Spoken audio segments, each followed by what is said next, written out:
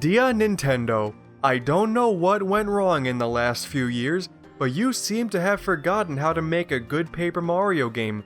I mean, stickers? Paint? No experience points? What even is that crap? Here, let me remind you how it's done. That was weird. Paper Mario: The Thousand-Year Door.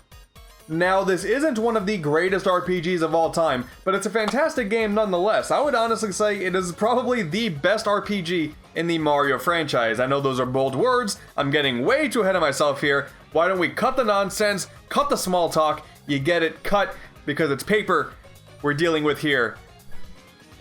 Alright, let's dive into PMTTYD. Acronyms. So Mario RPGs typically follow a simple and similar idea. What's Mario got going for him? Bright and colorful worlds, jumping all over the place and hitting item boxes, and Peach getting kidnapped. That about covers it. You just add some basic RPG elements, like original characters, a more fleshed out story, turn-based battle system, and boom! A perfect recipe for a role-playing game where a plumber saves the world, A+. But what makes TTYD so special? Well, this is part of it. It's a cloud with boobs. It's boobs on a cloud. It's a cloud. It's got boobs. You see, it's a cloud. It's a cloud! The game starts off with Mario getting a letter from Peach. You know, people always claim that Mario is an egomaniac because he slaps his name on his and his brother's house, but isn't Mario also their last name? Mario and Luigi Mario. This was canon, right? The princess actually traveled by herself, which was her first problem, to the town of Rogueport, where she purchased a mysterious map that leads to a secret treasure, and surprisingly, nothing fishy happened. JK, she gets kidnapped. Mario soon reaches town himself, and then, oh no! Bad guys. Introducing the X-Nauts, and they're messing with a poor and defenseless Goomba, Goombella. Oh yeah? I'll show you! You get 1 jump, 2 jump, 3 jump! Jumping is all I know.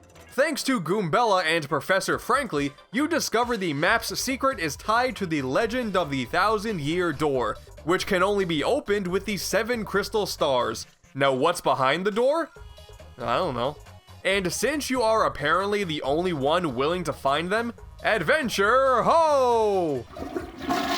Now, if it's one thing that Mario RPGs are known for, it's the wacky scenarios that Mario and crew get themselves into. Remember in Superstar Saga, where Luigi was used as bait by dressing up as Peach? And he loved every second of it? What the hell was that all about, right? This game starts off, well, at Rogueport, whose major landmark in the center of town is a noose. Okay. Oh, and in the back of town, there's a room where, in the Japanese version, there is a chalk outline implying somebody was legitimately killed here. Okay. Chapter 1, however, is super tame. Grassland, simple town, castle, dragon, finding out your thought-to-be-dead father was alive the whole time, profit. Wait, what? Although you are introduced to Miss Mouse, a thieving mouse who always flirts with Mario whenever she gets the chance. Mario is actually a bit of a player in this one. Mice, Goombas, wind spirits, quite honestly, could be anybody but the princess. Meanwhile, she's off dancing with herself because the computer fell in love with her. Oh, and then there's Bowser, who's chasing after Mario and Peach, but can't help but get stuck in the past from time to time. Man, this game is too much. The rest of the adventure brings Mario and gang to places that he's rarely ever been before. Inside a giant tree where you command an army of punies against the opposing army of jabbies. Hold the line, boys! Charge! We did it. There's an arena in the sky where you become a registered fighter and discover corruption taking place behind the scenes. Oh, and your fighting name is the Great Gonzalez. There's a town that's shrouded in darkness where random villagers suffer a curse of turning into a pig. And in that same town, you fight the guy causing the problem, except he is a shapeshifter and he steals your body mid-battle. So you have to find him again, except now you are playing as Mario's shadow. It's so damn neat! And then there's this guy. This guy! Party members in the first 2 Paper Mario games are pretty awesome, as they're mostly series staple enemies with a whole new personality. And in TTYD in particular, they're all great. You got the constantly on-edge Koops, who wants to break away from his nervous habit, the adorable Vivian, who wants to break away from her sister's constant bullying, and of course I can't forget about the butt-kicking Yoshi kid that you actually get to name yourself.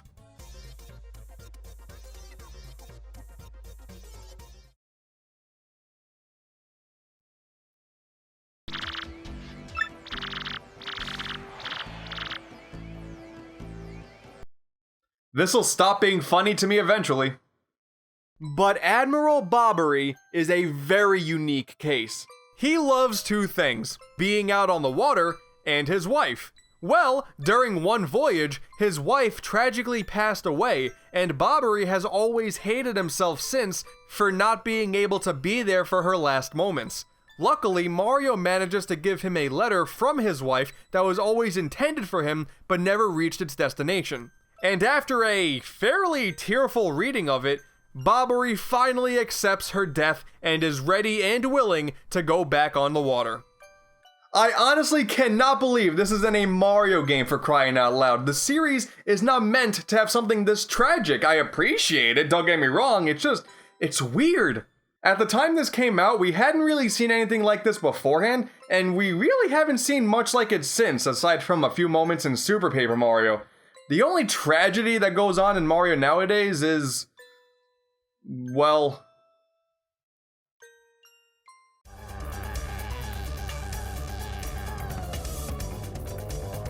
yeah, the game's not that good. The game is still an RPG through and through, but it's definitely more on the beginner's RPG side of things. The adventure is incredibly linear and often has you just running back and forth. So if I have any complaints, it's that. Going back to get collectibles with new abilities is enjoyable, but your first time through, nothing is really gonna blow you away aside from using the paper transformations. Or the times that you yourself actually blow stuff away. I'm sorry about that one. However, the combat is a load of fun. You and one party member of choice have one attack each, then everybody on the opposing side has theirs. That's pretty typical, right? The system is more involved though, as each of your attacks have an action command, a timed button press that makes your attack more powerful, as well as another timed button press that will let you take in less damage with the ability to counter an attack with a more strict timing window. This way, battles stay engaging and fun throughout the entire game, since there's always an element of risk and reward, along with unique enemy patterns. And the boss fights in particular are a huge treat, each of them having a vastly different attack pattern and even a unique theme song. Major shoutouts go to Rockhawk. I mean, who doesn't love this guy? He's like this odd combination of Tweety Bird and like Macho Man Randy Savage. That's pretty great. I can dig it. And especially if you load up on badge points from leveling up and boost your attack with special badges. Oh boy! You buff up your attack that way, use Power Lift to do even more damage, then just attack however you want. Honestly, their entire body is a weak point for massive damage at that point, and you will become the deadliest plumber that Rogueport has ever seen. The game is simply a lot of fun, but what really kept me going were the humorous character interactions. I love when you meet General White, and the first thing he tells you is that he's lost his hopes and dreams. Hey buddy. Same here. I love how this mother turns into a pig, and 2 of the kids are really upset by it, except for this one. This one's kinda messed up. Oh, and as for Luigi, don't worry, he's here too. He's actually on his own adventure, trying to rescue Princess Eclair in the Waffle Kingdom. He can tell you his whole story in between chapters, and they're all ridiculous, and he is completely delusional. His very own party members hate him too. Luigi accidentally fried this blooper, and the only reason he is still around is to eventually get his revenge. Luigi, You are an absolute idiot, and I love you.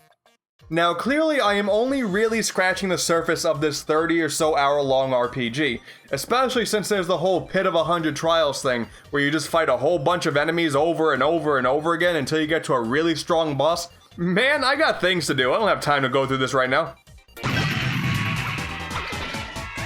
While the original Paper Mario was great, and Super Paper Mario, despite what anyone says, is fantastic as well, Thousand Year Door, it's something special. In the last few years, people keep saying that Nintendo forgot how to make a Paper Mario game, and when you look at games like Sticker Star, and I'll even throw Paper Jam into the mix, it's kinda easy to see why. The entertaining characters, fun and engaging battle system, interesting story, they are completely absent here, and it seems like our cries are falling on deaf ears. Although I actually am kinda looking forward to Color Splash. Don't tell anybody. I don't want to go on this long and drawn out rant about the Paper Mario series. You've probably already heard that a ton by now. The moral of today's story is that the Paper Mario series is it's like origami that is so old it's about to fall apart. Meaning it was once a beautiful piece of artwork and has since become terrible. I need to rethink my life choices. Hey guys, thank you for watching the video and sticking through past that awful pun. Not sorry about that one. Ever since Paper Mario Color Splash was announced, I really wanted to make this video, so I hope you guys enjoyed it. If you haven't yet, subscribe so you can keep up with my videos in the future, and if you want to see some more, check out the 2 videos playing right now. With that all said, I am out of here. Adios, paisanos!